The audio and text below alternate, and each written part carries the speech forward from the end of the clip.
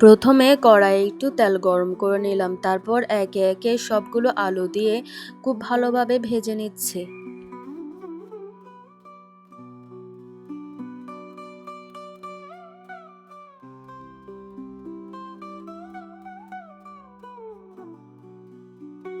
আলুগুলো একটু লালচে হয়ে গেলে তার মধ্যে আমি মিষ্টি কুমড়া আর তিত করলা দিয়ে দিলাম।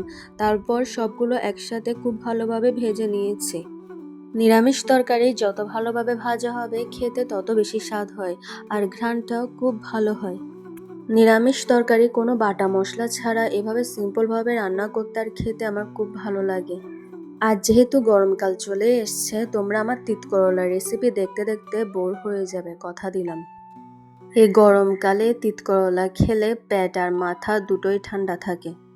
তারপর সব কিছু নেড়ে আমি এখানে দিয়ে দিব শুকনা মরিচ, পরিমাণ মতো হলুদের গুঁড়া, সামান্য চিনি আর স্বাদ মতো লবণ। তারপর আগের থেকে কেটে রাখা টমেটোগুলো আমি এর মধ্যে দিয়ে দেব। এরপর মশলাটা তরকারির সাথে ধীরে ধীরে কষিয়ে নেব। এরপর ঢেকে দিয়ে একটু সময় রান্না হতে দিব। যখন দেখব সবজিটা প্রায় সিদ্ধ হয়ে গেছে তখন দিয়ে দিব এখানে আমি কেটে রাখা পালং শাকগুলো। আমার আজকে নিরামিষ তরকারি রান্নাটাই তেমন একটা জল লাগবে না, যেহেতু এখানে আমি পালং শাক দিব। পালং শাক থেকে এমনিতে অনেক জল বের হবে, তাও আমি সামান্য একটু দিব যাতে নিচে পোড়া না লাগে। সবজিটা মোটামুটি সিদ্ধ হয়ে আসলে আমি এখানে দিয়ে দিব পালং শাক। পালং শাক দিলে তরকারির স্বাদ আর গন্ধ দুটোই অনেক সুন্দর হয়ে যায়। পালং শাকটা নরম হয়ে আসলে ধীরে ধীরে নেড়ে রান্না করলে খুব সুন্দর একটা সাদাসিধে নিরামিষ তরকারি হয়ে যাবে, যা একাদশীর পারণার জন্য একদম পারফেক্ট। আমার আজকে নিরামিষ তরকারিটা রান্না করার জন্য সব কিছুই দেওয়া শেষ। এখন শুধু সবজি আর শাক সবকিছু খুব ভালোভাবে সিদ্ধ হওয়ার পালা। একটু পরপর ঢাকনাটা খুলে আমি তরকারিগুলো নেড়ে দিচ্ছি যাতে নিচে না লেগে যায় আর পোড়াও না লাগে। সেজন্য সামান্য একটু জলও অ্যাড করেছি যাতে পোড়া না লাগে তরকারিটা আর নিচেও লেগে না থাকে। খুব বেশি কিছু না হলেও এ ধরনের সাদাসিধে নিরামিষ খাবারের মধ্যে একটা আলাদা শান্তি আর তৃপ্তি থাকে। বিশেষ করে একাদশীর পারণার দিনে এভাবে খেতে সত্যি খুব ভালো লাগে। ভিডিওর মাঝখানে তোমাদের সাথে একটা কথা শেয়ার করি, যদি এখনও তোমরা আমার চ্যানেলটা সাবস্ক্রাইব না করে থাকো তাহলে অবশ্যই সাবস্ক্রাইব করে পাশে থাকা বেল আইকনটি প্রেস করে রাখবে, যাতে আমার নতুন ভিডিওর নোটিফিকেশন সবার আগে পেয়ে যাও। কথা বলতে বলতে আমার নিরামিষ তরকারি রান্নাও শেষ হয়ে গেছে।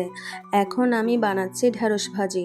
প্রথমে ঢ্যাঁড়সগুলো ধুয়ে কেটে নিয়েছি, তারপর কড়াইয়ে একটু তেল গরম করে তার মধ্যে দিয়ে দিলাম ঢ্যাঁড়সগুলো। এরপর দিয়ে দিয়েছি এখানে আমি পরিমাণ মতো হলুদ আর স্বাদ মতো লবণ। এইভাবে কিছুক্ষণ ভাজার পর আমার ঢ্যাঁড়স ভাজিটাও তৈরি হয়ে গেল। ঢ্যাঁড়স ভাজি করতে একটু সময় লাগে, কিন্তু ধীরে ধীরে ভাজলে খুব ভালো স্বাদ হয়।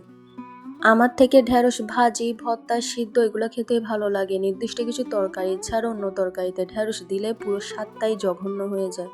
এখন আমার রান্না সব শেষ, তাই আমি গরম গরম ভাতের সাথে সব কিছু সাজিয়ে নিয়েছি। একদিকে ভাত, সাথে ঢ্যাঁড়স ভাজি, আর পাশে সে মিক্সড সবজির তরকারি। খুব বেশি কিছু না হলেও এ ধরনের সাদাসিধে নিরামিষ খাবারের মধ্যে আলাদা একটা শান্তি আর তৃপ্তি থাকে। বিশেষ করে একাদশী পাওনার দিনে এভাবে খেতে সত্যি খুব ভালো লাগে।